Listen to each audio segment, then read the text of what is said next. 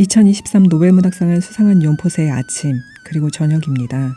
노벨문학상 심사위원장에게 욘포세를 처음 접하는 독자라면 어떤 책을 추천하겠는지를 묻는 한 기자에게 그는 이 책을 추천한다고 말했습니다. 스산한 가을날 따스한 햇살 아래 읽으면 좋을 것 같습니다.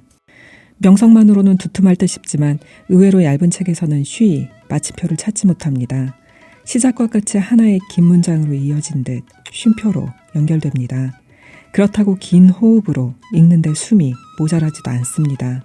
차지도 모자라지도 않게 반복되는 단어의 묘한 배치는 시집을 읽는 것인지 노랫말을 읽는 것인지 착각을 일게 하지만 독특한 형식을 따라가다 보면 밀려나고 밀려오는 해안가의 파도처럼 리듬에 따라 읽게 됩니다. 추운 세상으로 나와 다른 모든 사람과 분리되어 혼자가 될 것이며 언제나 혼자일 것이며 모든 것이 지나가 그의 때가 되면 쓰러져 다시 아무것도 아닌 것이 되어 왔던 곳으로 돌아가는 과정이 얇은 한 권에 담겨 있습니다. 2장으로 구성된 책의 1장은 시작을 위해 목숨 걸고 세상 밖으로 밀려나는 탄생 과정이 홀맨섬의 어부 올라이의 독백으로 이어집니다. 딸아이 마그다를 얻은 후 더 이상 소식이 없을 것 같았던 아내의 배가 불러오자 이번에는 사내 아이가 태어날 거라며 어부였던 할아버지의 이름 요한네스를 부부는 아들에게 주기로 합니다. 올라이 그의 손으로 지은 집, 아내의 억눌린 비명이 문을 넘지만 산파 안 나는 기다리라는 말뿐 시원한 대답을 주지 않습니다.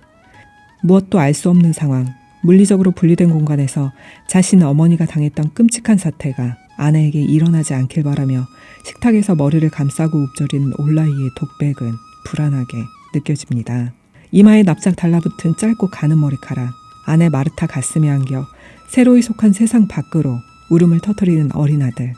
언젠가는 사라져 존재하지 않겠지만 다른 어느 곳도 아닌 여기 머물며 이곳에서 어부가 될 것이라 여깁니다.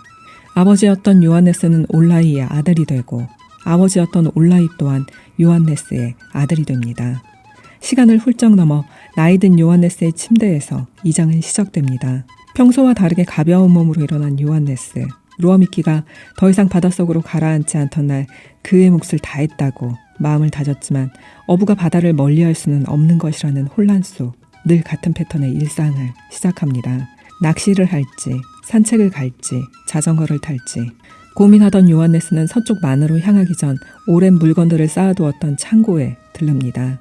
한쪽 바퀴에 바람이 빠져버린 자전거, 아내가 사용하던 빨래통이 자리한 창고, 사람은 가고 사물만 남은 창고 다락에 올라보니 물건들이 하나같이 금빛으로 반짝이며 제자리를 지키고 있었습니다.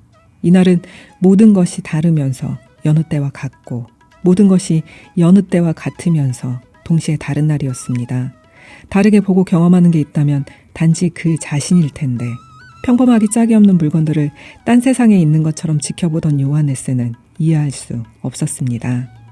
창고를 나와 서쪽 만에 다다른 요한네스는 아내와 5 아이와 함께 이곳으로 이주해 식내와 막내 아들 올라이를 얻기까지 오랜 세월 서로의 머리를 잘라주며 지냈던 친구 페테르를 만납니다. 페테르는 요한네스에게 이제 빨리 결정을 내리라는 이해되지 않는 말을 합니다. 그런 페테르에게 작은 돌멩이를 던져보는 요한네스. 돌멩이는 그의 몸을 통과해 해변 바위에 부딪혔다가 바닷속에 빠집니다. 이건 일어날 수 없는 일이라며 착시현상으로 생각하지만 페테르는 하얗게 등을 덮을 만큼 자란 자신의 머리를 요한네스에게 잘라달라 말하고 잘라주겠다는 요한네스의 대답이 이어집니다. 시간은 정해지지 않고 둘은 약속을 합니다. 이 대화는 1장에서 올라이가 요한네스에게 아버지의 이름을 주겠다며 반복했듯 여러 번에 걸쳐 반복됩니다. 대화체는 희곡과 유사해 보이기도 하지만 말하는 이의 이름이 먼저 선언된 후 대사가 이어지는 희곡과 달리 책은 말이 먼저 나온 후 그래 그렇군 요한네스가 말한다처럼 누가 말했는지가 나중에 선언됩니다. 종종 이름을 대신해 그가 말했다로 선언되는 지시어는 누가 말했는지 간혹 이해하는 데 혼란을 만들어내기도 합니다. 페테르와 요한네스 둘은 바위에 앉아 과거 서로의 머리를 잘라주며 함께했던 시간을 이야기하지만 40년이라 말하는 페테르와 달리 요한네스는 50년이라고 말합니다. 인생의 선 어디쯤 다르게 흐른 시간 위에서 만난 둘, 삶과 죽음의 경계에 서 있는 요한네스를 알 수 있습니다.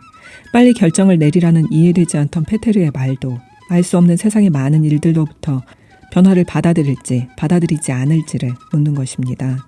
할 일은 너무 많고 주어지는 역할은 자꾸 늘어나 서글픈 생각과 무게에 지친 이들에게 몽롱한 요하네스의 꿈처럼 회상으로 당겨본 죽음은 피할 수도 벗어날 수도 없는 과거의 자신으로 돌아가 지금의 나를 바라보며 존재 확인으로 현재의 생에서 행복을 찾아야 한다고 말해줍니다. 저마다 다르면서 차이가 없고 모든 것이 고요한 곳.